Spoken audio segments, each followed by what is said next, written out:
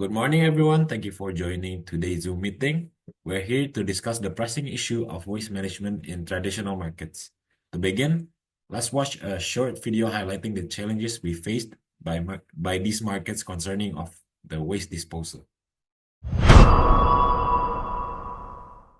Every day across Indonesia, traditional markets come alive. They are the heart of local communities, vibrant, diverse, and full of life. But behind the lively atmosphere lies an invisible challenge: waste. Dirangkum. Salah satunya tepat Saatnya mengangkut sampah. Kamis 24 April. Traditional markets generate a significant amount of waste, from spoiled vegetables and leftover food, even to plastic bags and packaging material. Organic waste like rotten fruits and vegetable peels makes up the largest portion. Often it ends up in landfills, producing methane, a powerful greenhouse gas. Single-use plastics also contribute heavily. Every purchase, every wrap product adds up, clogging drains, polluting rivers, and threatening marine life. Without proper waste management, the problem keeps growing, affecting public health, the environment, and the beauty of our communities. But change is possible. Some markets are leading the way by separating organic waste for composting, reducing plastic use, and encouraging shoppers to bring their own bags. Small actions by vendors, buyers, and policymakers can create a big impact. A cleaner market, a healthier environment, a better future for Indonesia.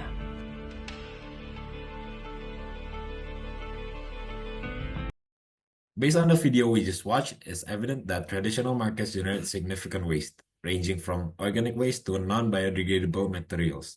Today, we will analyze the current policies and laws regulating market waste and explore potential solutions to improve waste management. To guide this discussion, we are joined by NGO, which is Alliya, an expert in sustainable waste practices. Ms. Alliya, the floor is yours. Okay, thank you so much, Rafa. So let's begin by examining the existing legal framework governing waste management in Indonesia. The first one will be the law number 18 of 2008 on waste management. This foundational law mandates that every individual is responsible for reducing and handling waste. It emphasizes the importance of the waste reduction, reuse, and also recycling, which are the 3R principles, and assigns role to local government, producers, and the community in waste management efforts. The second one would be the government regulation number 81 of 2012 on household waste management. This regulation provides detailed guidelines on the reduction and handling of household waste and similar types, which include waste generated in traditional markets. It also outlines the responsibilities for waste segregation, collection, and also processing. And the third one will be the Presidential Regulation number 97 of 2017 on National Policy and Strategy for Household Waste Management. And this policy aims for a 30% reduction in waste at source and also 70% handling of waste by 2025. It serves as a roadmap for achieving a waste-free Indonesia by 2025. And the fourth one will be the Government Regulation number 27 of 2020 on specific waste management. This regulation addresses the management of specific types of waste that require special handling due to their characteristics, volume, or even frequency, which can be applicable to certain waste types found in markets. And lastly, number 5, which are the Minister of Environment and Forestry Regulation number 14 of 2021 on waste management in waste banks. This regulation promotes the establishment and operation of waste banks, and it encourages that the community participation in waste segregation and recycling efforts. So, despite these comprehensive regulations, challenges persist in traditional markets such as inadequate infrastructure, limited awareness among vendors and consumers, and also insufficient enforcement of waste management policies. Okay, thank you, Ms. Alliya. But given these challenges, what are the primary barriers to effective waste management in traditional markets? Okay, so the main barriers would include the lack of awareness. So many vendors and consumers are not fully aware of proper waste segregation practices and the importance of reducing waste.